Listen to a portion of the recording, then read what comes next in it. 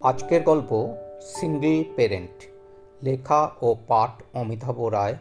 পরিবেশনা রবিবারে ও অবসরে গল্প পাঠ। উত্তর 24 পরগনা জেলার দক্ষিণ পাড়ার বড় ঝিলটার দুপাড়েতে দুই বন্ধু, তপন আর তাপসের বাড়ি। বন্ধু বলতে আক্ষরিক অর্থেই দোস্ত। একই সঙ্গে পড়াশোনা, প্রায় একই সময়ে সরকারি চাকরিতে যোগদান। এখানেই শেষ নয়, দিন দশেকের এদিক ওদিকে বিয়ে এবং 2 বছর বাদে মাসখানেকের ব্যবধানে দুইজনের সন্তান লাভ। তবে এক্ষেত্রে প্রথমে তপনের ছেলে সুগত আর পরের মাসে তাপসের মেয়ে মেঘনার জন্ম হয়। দুই বাড়ির মধ্যে হৃদ্যতা সর্বজনবিদিত। এই দুই সন্তানও বন্ধুত্বের ধারাবাহিকতা বজায় রেখেছে, বরং দুই প্রজন্মের হৃদ্যতা আরও অটুট হয়েছে।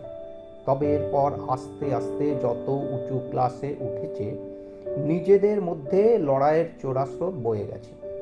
কেউই প্রথম স্থানটা ছাড়তে নারাজ, কিন্তু সেটা তো পরীক্ষার ফলাফলের ওপর নির্ভর করে। স্কুলের শিক্ষক শিক্ষিকারাও এই লড়াইটা উপভোগ করেন। তার সঙ্গে ইদানিং নিজেদেরও তৈরি থাকতে হচ্ছে। বলা যায় না পরদিন প্রাসঙ্গিক কোন অজানা প্রশ্নের মুখোমুখি হতে হয়। তবু স্কুলের অন্যান্য শিক্ষার্থীদের কাছে এটা দেখে শিক্ষা নেওয়া আর উন্নতি করার একটা ধাপ অবশ্যই। তাই সবাই এতে বাহবা দেন। স্কুলের পাঠ্যক্রমে বই পড়ার সাথে খেলাধুলাও বাধ্যতামূলক, কিন্তু সবার কাছে একটা ব্যাপার খুব সমাদর পেয়েছে, তা হলো বিতর্ক প্রতিযোগিতা। আগে স্কুলে বছরে একবার এই প্রতিযোগিতা হতো। এখন কোনো সময় ত্রৈমাসিক না হলেও ষান্মাসিক প্রতিযোগিতা বাধ্যতামূলক। সবার কাছে ফাইনালের দিনটা খুবই চাহিদার। একক প্রতিযোগিতা হলে ফাইনালে যে সুগত আর মেঘনা মুখোমুখি হবেই, সেটা অলিখিত সত্য হয়ে গেছে। প্রতিযোগিতার কক্ষে ব্ল্যাকবোর্ডে কার নাম আগে লেখা হবে, কিংবা গ্রুপ তৈরি করে অন্যান্য ক্লাসের সাথে লড়াইয়ের ক্ষেত্রে কে ক্যাপ্টেন হবে, সেটা নিয়েও বিতর্ক। শিক্ষক কর্মীরা মুচকি হাসেন। ছেলেবেলার ক্লাসের সহপাঠীদের সঙ্গে ছবিগুলিতে দেখা যায় কেমন হাত ধরে দাঁড়িয়ে থাকতো, অন্য কাউকে হাত ধরতে দিত না। কিন্তু কবে থেকে দুইজনে হাত ছাড়িয়ে নিয়েছে কেউ বুঝতেও পারেনি। সবাই খেয়াল করেছে প্রায়শই ওরা পরস্পরকে আর চোখেই দেখে। হয়তোবা থট রিডিং করার ক্ষমতা ওদের আছে, তবে কোনো সময় বিন্দুমাত্র অসৌজন্যের মাত্রা ছাড়ায়নি। স্কুলের শিক্ষক শিক্ষিকাদের কাছ থেকে কিছু কথা জেনে বাড়ির লোকেরাও এতে হতবাক। দুই বাড়িতেই হাজারো প্রশ্নের জবাবে দুইজনে এমনভাবে জবাব দিয়েছে যেন কিছুই হয়নি, সব কিছুই স্বাভাবিক। ওরা এতটাই বুদ্ধি ধরে যে সর্বসমক্ষে স্বাভাবিকত্বের মোড়কে নিজেদের মুড়িয়ে রাখে, তবে একেবারে আড়ি করে দেয়নি। নিজেদের বিশেষ দরকারে আপোষ করে কয়েকটা কথা বলে নিয়েছে। সবাই তখন দূর থেকে অবাক চোখে চেয়ে থেকেছে। স্কুলের শেষের দিকের বিতর্ক প্রতিযোগিতার ফাইনালে বাড়ির বাবা মায়েরাও এসেছেন। ওদের ক্ষুরোধার যুক্তি শুনে ভেবেছেন কবে এরা এত বড় হয়ে গেল। গত বছর মহিলা এবং পুরুষদের মধ্যে সমাজে কার বেশি প্রাধান্য থাকা উচিত, শীর্ষক বিতর্ক প্রতিযোগিতায় ওদের যুক্তিতে যেন লিঙ্গভেদে ভাগ হয়ে গেল শ্রোতারা। সবার বাড়িতে গিয়েও চলল এই লড়াই। চ্যাম্পিয়ন বাছার জন্য গত বছর থেকে স্কুলের বাইরের বিশিষ্ট মানুষদের বিচারক হিসাবে আনা হয়। তার আগে তো শিক্ষক শিক্ষিকাদের এসি অডিটোরিয়ামে বসেও ঘাম ছুটত। উচ্চ মাধ্যমিক ফাইনাল ইয়ারে শীর্ষক ছিল সিঙ্গল প্যারেন্টিংয়ে মহিলা না পুরুষ কে বেশি পারদর্শী। যুক্তির ওপর পাল্টা যুক্তি আছড়ে পড়ছিল। শ্রোতারা বাকরুদ্ধ।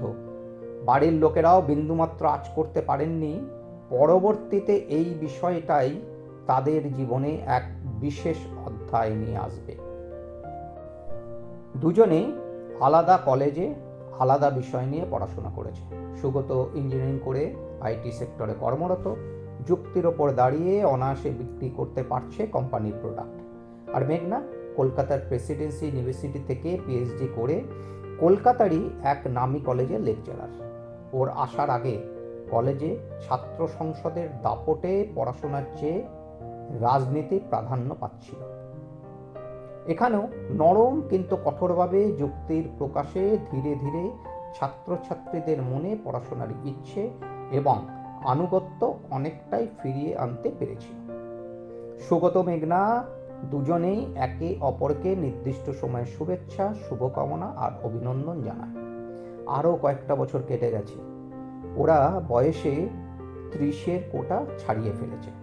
বিয়ের কথা উঠলেই সহাস্যে এগিয়ে গেছে। দুজনের প্রতিবেশী, আত্মীয় স্বজন আর শুভাকাঙ্ক্ষীরা অনেক বুঝিয়ে ক্লান্ত। একদিন স্কুলের প্রধান শিক্ষিকা অবসর গ্রহণের পরদিন তার ফেসবুক পেজে কয়েকটা ছবি দিয়ে লিখেছেন, আমার এই বিশেষ দিনে যে আমার সর্বস্ব গ্রাস করেছিল আমার স্কুল, তার সম্পর্কে 2-4 কথা বলতে চাই। অনেকগুলো ছবির মধ্যে আমার বিচারের সেরা মুহূর্ত যখন সুগত আর মেঘনা সিঙ্গল প্যারেন্টিং বিষয়ের ওপর বিতর্ক করে যুগ্ম চ্যাম্পিয়ন হয়। সেদিন ওদের যুক্তিগুলোতে মোহিত হয়েছিলাম, কিন্তু শিক্ষা নিইনি। জানতাম 8 থেকে 18 বছর বয়সী শিশুকে দত্তক নেবার ক্ষেত্রে একক অভিভাবকের সর্বোচ্চ বয়স 55 বছর। সেদিন যদি দত্তক নিতাম, তবে এই অগন্তি অবসরের মুহূর্তগুলোতে কতবার মা ডাকটা শুনতে পেতাম।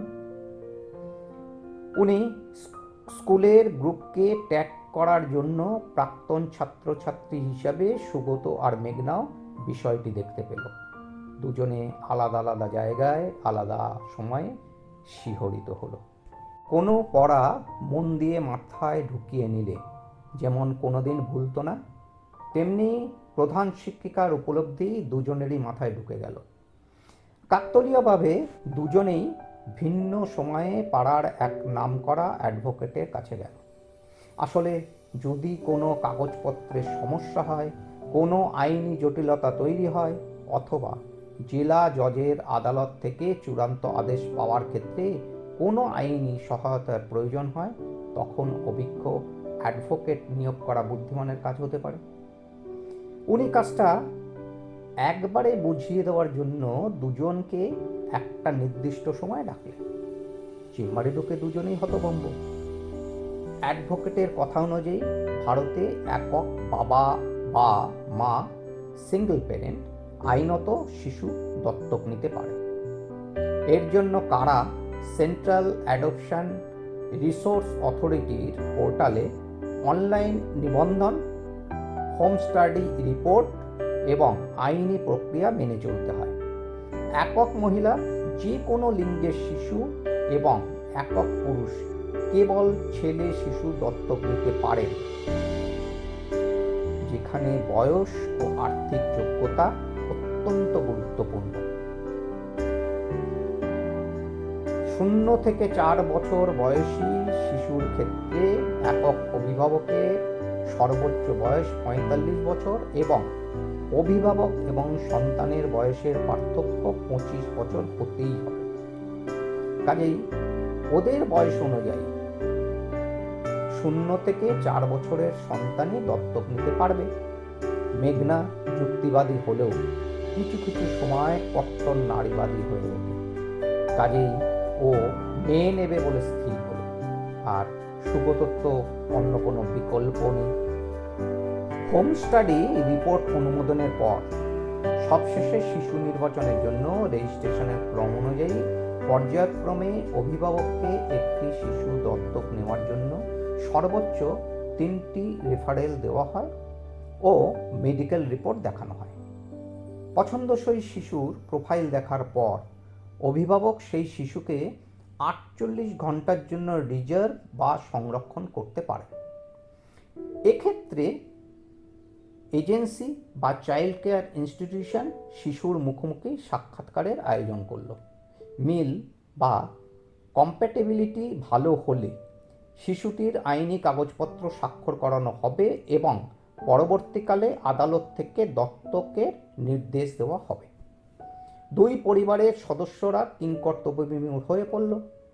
এখানে দুইজনের ইচ্ছা এবং দাবি যেহেতু আলাদা, কাজেই নিজেরা পারস্পরিক অভিমত চাইল এবং সমস্ত কার্যকলাপের সঙ্গীও হলো। বাচ্চাগুলোকে দেখে খুব আদর করলো, কিন্তু দুইজনাই অপরের ক্ষেত্রে সেই শিশু নেওয়ার পক্ষে মতামত দিতে পারল না। নিজেদের বারবার মনে হচ্ছিল এদের মুখ থেকে বাবা বা মা ডাক শুনতে তো চাইনি। নিজেরা বাড়িতে ফিরে চিন্তা করে দেখেছে এই ব্যাপারে ওদের উদ্যমটা শিথিল হয়ে যাচ্ছে। পরে আবার যাওয়ার জন্য আরেকটা দিন ডাক পেল। সেদিন সুগত নিজের গাড়িতে মেঘনাকে নিয়ে চলল। দুই বাড়ির সবাই আবার দ্বিধায় পড়ল। একটু তাড়াতাড়ি পৌঁছে যাওয়াতে একটা রেস্টুরেন্টে বসল। ছেলেবেলার জীবনবিজ্ঞানে পড়া XX আর XY ক্রোমোজোমের কথা উঠল। X ক্রোমোজোম তুলনামূলকভাবে বড় এবং এতে 900-র বেশি জিন থাকে। এই জিনগুলো শরীরের অনেক গুরুত্বপূর্ণ কাজ নিয়ন্ত্রণ করে, যেমন রক্ত জমাট বাঁধা, রং চেনার ক্ষমতা। আবার Y ক্রোমোজোম অনেক ছোট এবং এতে মাত্র 100 থেকে 200টি জিন থাকে। এই জিনগুলো মূলত পুরুষদের যৌন বৈশিষ্ট্য নির্ধারণ করে। সুগত হঠাৎ বলে উঠল, আমাদের ক্রোমোজোম আর জিনের ধারক আর বাহক বলে কেউ থাকবে না? পরিবারের সবাই পরের ঘরের সন্তানকে নিজের বংশপ্রদীপ বলে ভাবতে পারবে না, আইন যাই বলুক না কেন। মেঘনা এই প্রথম বিতর্কে না গিয়ে সহমত পোষণ করল। কখন নিজের অজান্তেই সুগতর হাতটা চেপে ধরল। দুজনেই অনেকক্ষণ বাদে খেয়াল করলো আজকের মিটিংয়ের নির্দিষ্ট সময় অনেকক্ষণ আগে পার হয়ে গেছে। অগত্যা গাড়ি ঘুরিয়ে বাড়ির পথই ধরল। মেঘনার বাড়িতে কই নামাতো গিয়ে সুগত দেখল ওর বাবা মাও ওই বাড়িতে একই দুঃখের গল্প বলছে। সবাই ওকে ভেতরে ডেকে নিল। অনেক কথার মাঝে দুজনেই একই মতামত দিল। নিজেদের ছাড়া অন্য কোনো পাত্রপাত্রীকে নিজেরা মেনে নিতে পারবে না, কিন্তু ওই এক ইগো অনেকগুলো আনন্দের মুহূর্ত জীবন থেকে কেড়ে নিল। এটা যেন দুই পরিবারের সদস্যদের মনের কথা। সবাই অনেক দিন বাদে হৈ হৈ করে উঠল। পরের মাসের জন্য বিয়ের তোড়জোড় শুরু হলো। পাড়াতেও সবাই ওদের এই আলাদা থাকাটা মেনে নিতে পারছিল না। ওরা প্রাক্তন প্রধান শিক্ষিকার বাড়িতে গিয়ে দেখা করে সব ঘটনা বলে এসেছিল। উনিও বিয়েতে এসেছিলেন। আরও 2 বছর কেটে গেছে। মেঘনার ছেলে হয়েছে। ছেলে জন্মের খুশিতে সুগত উৎফুল্ল ভাব দেখাতে পারেনি, কারণ ও জানে বুদ্ধিমতী মেঘনা বহিঃপ্রকাশ না করলেও চিরকাল মনে মনে মেয়েই চেয়েছে। তবে যেদিন ওদের সন্তান মা বলে ডেকে উঠল, মেঘনা এবং সারা বাড়ির সাথে সুগত উচ্ছ্বসিত হয়ে উঠল। জানে বাবা ডাকটা শোনার জন্য আর কয়েকটা দিন মাত্র অপেক্ষা করতে হবে, কারণ মেঘনার শিক্ষায় তো ও শিক্ষিত হবে।